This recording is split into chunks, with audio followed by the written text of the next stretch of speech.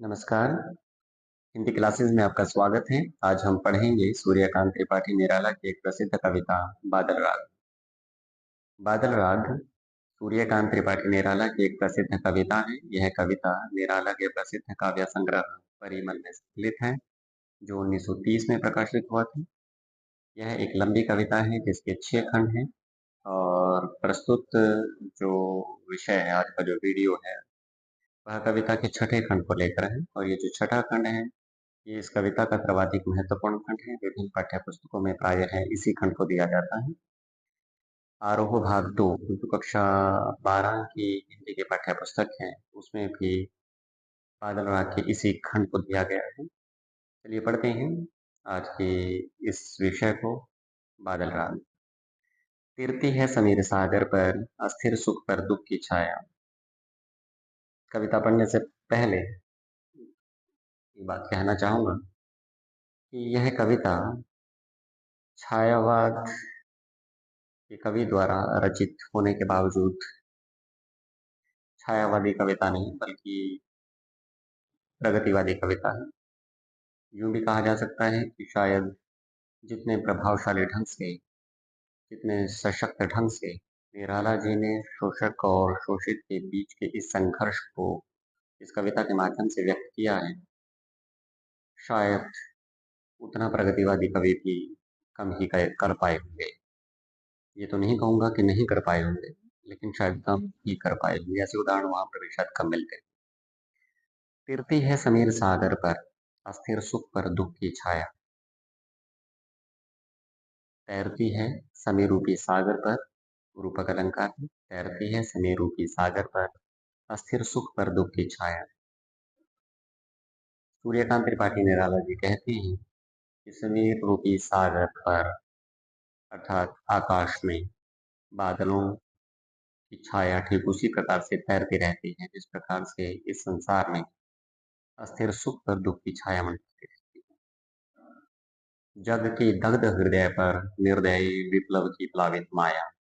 ठीक इसी प्रकार से इस संसार के पीड़ित लोगों के हृदयों में निर्दय, जिसमें दया ना हो, दयाहीन, विप्लव की प्लावित माया, विप्लव क्रांति की प्लावित माया आप्लावित रहती है, प्रसारित रहती है, फैली हुई रहती है। तो निराला जी कहते हैं कि समीर रूपी सागर पर, अर्थात आकाश पर, बादलों की छाया ठीक इस प्रकार से मंडराती रहती है जिस प्रकार से अस्थिर सुख पर दुख की छाया मंडराती रहती है। इसके पश्चात वे कहते हैं कि संसार के पीड़ित लोगों के हृदयों में निर्दयी क्रांति की माया भी उसी प्रकार से आप्लावित रहती है, अर्थात फैली हुई रहती है। कहने का भाव यह है कि क्रांति निर्दयी होती है। जब क्रांति का आगमन होता है तो बड़ी निर्दयता से वह जो स्थापित व्यवस्था है, उस व्यवस्था को और उस व्यवस्था के पोषकों को नष्ट कर देते हैं। तो भले ही वो निर्दयी हो, लेकिन वह आवश्यक होती है और इसी आवश्यकता पर यहाँ बदल दिया गया। और दूसरा इसमें जो अर्थ छिपा है वो ये है कि इस संसार के पीड़ित लोगों के हृदय में वह क्रांति की भावना कहीं न कहीं घर किए हुए रहती है। उनके अंदर कहीं न कहीं वह भावना छिपी हुई रहती है। अवसर तलाशते हैं कि कब उन्हें सुअवसर मिले और वो क्रांति के लिए तत्पर हो उठे। जैसे ही उन्हें अवसर मिलता है तो क्रांति के लिए निकल पड़ते हैं। यह तेरी रण तरे भरी आकांक्षाओं से घन, यह बादल तुम्हारी युद्ध रूपी नौका। रण तरे युद्ध रूपी नौका, रूपक अलंकार यहाँ पर देखें। यह बादल घन अर्थात बादल, यह बादल तुम्हारी युद्ध रूपी नौका अनेक आकांक्षाओं से भरी हुई है। भेरी गर्जन से सजग सुप्त अंकुर, तुम्हारी भेरी गर्जना को सुनकर, तुम्हारी भेरी गर्जना को सुनकर सजग हो उठते हैं सुप्त अंकुर, सोए हुए अंकुर। उर में पृथ्वी, पृथ्वी के उर में, पृथ्वी के गर्भ में सोए हुए अंकुर तुम्हारी भेरी गर्जनों को सुनकर सजग हो उठते हैं, सचेत हो उठते हैं। आशाओं से नवजीवन की ऊंचा कर सिर ताक रहे हैं ए विप्लव के लिए, यही क्रांति के दूत बादल। तुम्हारे आगमन की सूचना पाकर, तुम्हारी गहरी गर्जना को सुनकर, अर्थात जब बादल गर्जना करते ही तो पृथ्वी के गर्भ में बीज के रूप में पड़े हुए सुप्त अंकुर अचानक अंकुरित हो उठते हैं, सजग हो उठते हैं, नई आशाओं से, जीवन की नई आशाओं से भरकर सिर ऊंचा कर कर वो तुम्हें ताकने लगते हैं। फिर बार बार गर्जन वर्षण है, यानी बार बार वो तुम्हारी तरफ ताकते हैं। एक बार फिर से, ये है बादल, तुम्हारी युद्ध रूपी नौका आकांक्षाओं से भरी हुई है। तुम्हारी गहरी गर्जना को सुनकर पृथ्वी के गर्भ में सोए हुए अंकुर नई आशाओं से भर जाते हैं, नवजीवन की आशाओं से भर जाते हैं और बार बार ऊंचा सिर करके तुम्हारी ओर ताकने लगते हैं। ये क्रांति के दूत बादल, बार बार गर्जन वर्षण है मुसलधार, हृदय थाम लेता संसार, सुन सुन घोर वज्र हुंकार। ये है बादल, जब तुम्हारा आगमन होता है तो बार बार गर्जना होती है, मूसलाधार वर्षा होती है, और तुम्हारी मूसलाधार वर्षा से और तुम्हारी बार बार होने वाली गर्जना को सुनकर सारा संसार हृदय थाम लेता है। वज्र के समान तुम्हारी हुंकार को सुनकर सारा संसार हृदय थाम लेता है। अश्निपात से शायित उन्नत शत शत वीर, अश्निपात से शायित उन्नत शत शत वीर। अश्निपात आकाशीय विद्युत का गिरना, आकाशीय बिजली के गिरने से शायित सो जाते हैं, नष्ट हो जाते हैं। उन्नत शत शत वीर, ये आकाशीय बिजली के गिरने से पूर्णतः विकसित सैकड़ों वीर सो जाते हैं, अर्थात नष्ट हो जाते हैं। शत विक्षत हत अचल शरीर, शत विक्षत अर्थात घायल हो जाना, हत अचल शरीर पर्वत के समान बहुत विशाल शरीर, या सदैव अस्थिर रहने वाले, सदैव स्थिर रहने वाले पर्वत के समान विशाल शरीर, क्षत विक्षत और घायल होकर, आहत होकर सो जाते हैं, नष्ट हो जाते हैं, मिट्टी में मिल जाते हैं।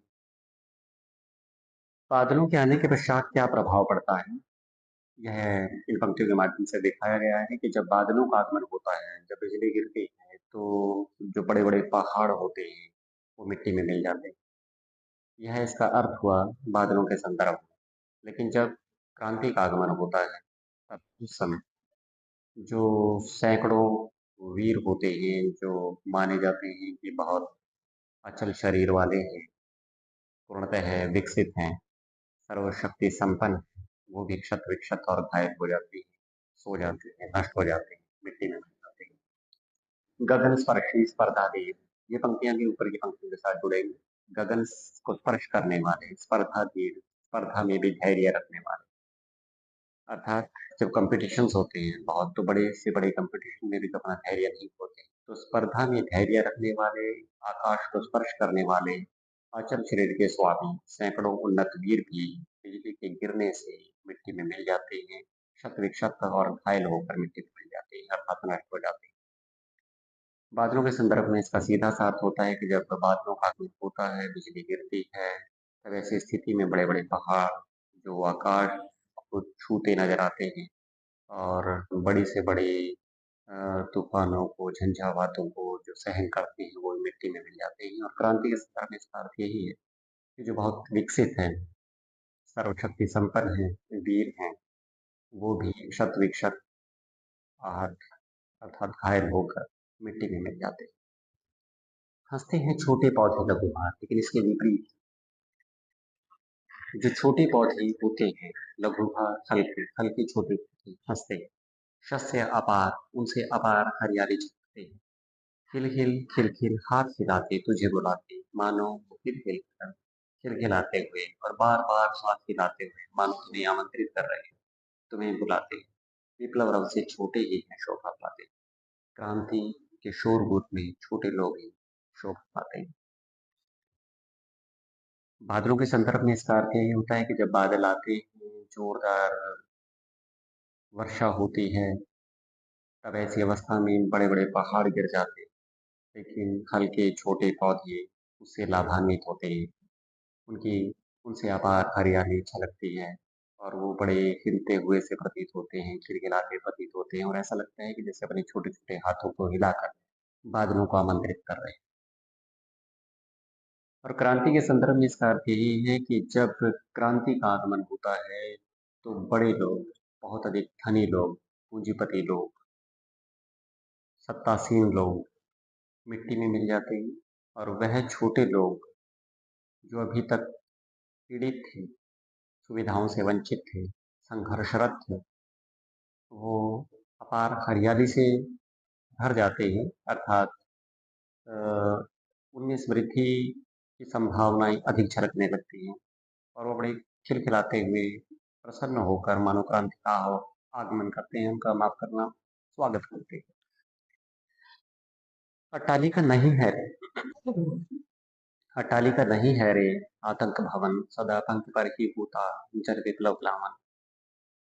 एक और उदाहरण यहाँ पर निराला जी देंगे इसी बात को सिद्ध करने के कि क्रांति का जब आगमन होता है तो जो बहुत अधिक धनी लोग हैं, उन पर उसका प्रभाव पड़ता है, लेकिन जो छोटे लोग हैं वो उससे लाभान्वित होते हैं, उनके ऊपर उसका कोई बुरा प्रभाव नहीं पड़ता। निराला जी कहते हैं अटालिका नहीं है रे आतंक भवन। जब क्रांति का आगमन होता है तो बड़ी बड़ी अटालिकाएं, ऊंची ऊंची इमारतें, ऐशो आराम की ऊंची ऊंची इमारतें नहीं रहती, आतंक का भवन बन जाते हैं। सदा पंख पर ही होता जल विप्लव प्लावन। जल विप्लव प्लावन, जल अर्थात पानी, विप्लव अर्थात क्रांति, प्लावन का मतलब फैलाव। तो पानी की क्रांति का फैलाव अर्थात बाढ़, पानी में जब उथल पुथल आती है अर्थात बाढ़। तो निराला जी कहते हैं कि जब बाढ़ आती है तो उसका जो प्रसार होता है वह केवल पंख अर्थात कीचड़, सारी उथल पुथल कीचड़ में होती है। क्षुद्र प्रफुल्ल जलद से, एक छोटी प्रसन्न चित्त कमल से सदैव नीर छलकता है, अर्थात वह उसी प्रकार से प्रसन्न चित्त नजर आता है, उसके ऊपर उस बाढ़ का कोई बुरा प्रभाव नजर नहीं आता। उल्टे उस कीचड़ से, उस बाढ़ से उसके ऊपर सकारात्मक प्रभाव पड़ता है। वह पहले की अपेक्षा कहीं अधिक खिलता है, कहीं अधिक प्रसन्न नजर आता है। ठीक इसी प्रकार से जो पीड़ित लोग होते हैं, क्रांति के पश्चात लाभान्वित होते हैं, उनका भला होता है, उनकी जिंदगी पहले की अपेक्षा कहीं अधिक बेहतर बनती है। रोग शोक में भी हंसता है शैशव का सुकुमार शरीर। कवि कहता है कि भले ही रोग की अवस्था हो, भले ही घर में भयंकर शोक की अवस्था हो, लेकिन शैशव का सुकुमार शरीर, बचपन का नाजुक शरीर, दोनों ही अवस्थाओं में हंसता रहता है। प्रायः हम घरों में देखते हैं कि छोटे बच्चे, घर में बहुत बड़ी ट्रेजेडी क्यों ना हो जाए, तांता लगा है, बहुत से लोग बैठे हैं, लेकिन छोटे बच्चे के लिए एक मेले का सा आयोजन हो जाता है, वह हंसता हुआ खेलता हुआ चारों तरफ घूमता रहता है। ठीक इसी प्रकार हम ये भी देखते हैं कि कई बार बच्चा बहुत बीमार हो जाता है, माता पिता बहुत अधिक चिंतित हो जाते हैं, लेकिन तभी बच्चा हंसता रहता है। तो कवि कहता है कि रोग और शोक दोनों ही अवस्थाओं में बचपन का नाजुक शरीर हंसता रहता है, तो बच्चे के ऊपर उसका कोई प्रभाव नहीं पड़ता। ठीक इसी प्रकार से छोटे लोगों पर क्रांति का कोई प्रभाव नहीं। तो दो तीन उदाहरण उन्होंने दिए। पहाड़ गिर जाते हैं, ऊंचे ऊंचे शरीर गिर पड़ जाते हैं, बड़े बड़े दरख्त गिर जाते हैं, लेकिन छोटे हल्के पौधे हंसते रहते हैं। ठीक इसी प्रकार से उन्होंने कीचड़ पर कहा कि इसका बुरा प्रभाव पड़ता है, लेकिन कमल पर कोई प्रभाव नहीं पड़ता। एक और उदाहरण उन्होंने दिया कि छोटे बच्चों पर रोग और शोक का कोई प्रभाव नहीं पड़ता। ठीक इसी प्रकार से क्रांति का छोटे लोगों पर, अर्थात जो दलित लोग हैं, पीड़ित लोग हैं, वंचित लोग हैं, जिन्हें सदियों से दबाया गया है, उन पर क्रांति का कोई बुरा प्रभाव नहीं। वो उसी प्रकार से हंसते रहते। रुद्ध कोश है क्षुब्ध तोष, अग्ना अंगना अंग से लिपटे भी, आतंक उन पर कांप रही धनी, वज्र गर्जन से बादल।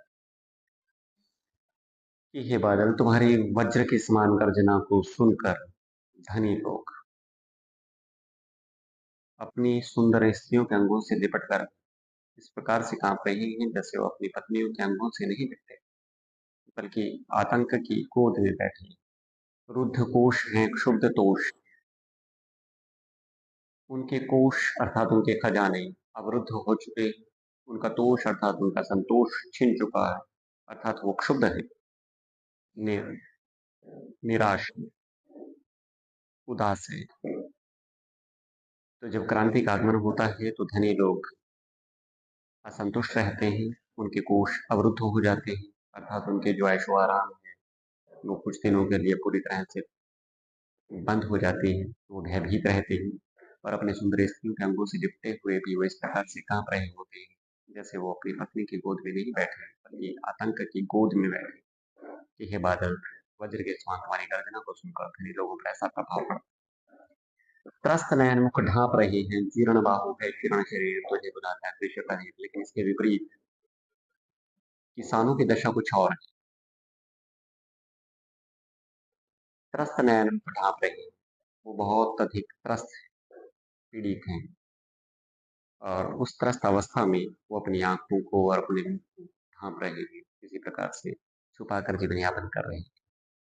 उनकी भुजाएं और उनका शरीर जीर्ण शरीर अर्थात बहुत अधिक शिकाय हो चुके हैं, बहुत अधिक कमजोर।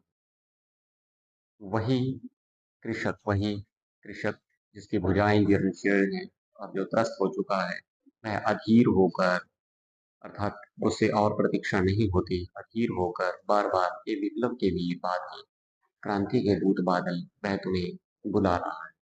चूस लिया है उसका सार, हाड़ मात्र ही है आधार। यह जीवन के पारावार है, जीवन के पारावार। पारावार का अर्थ है सागर।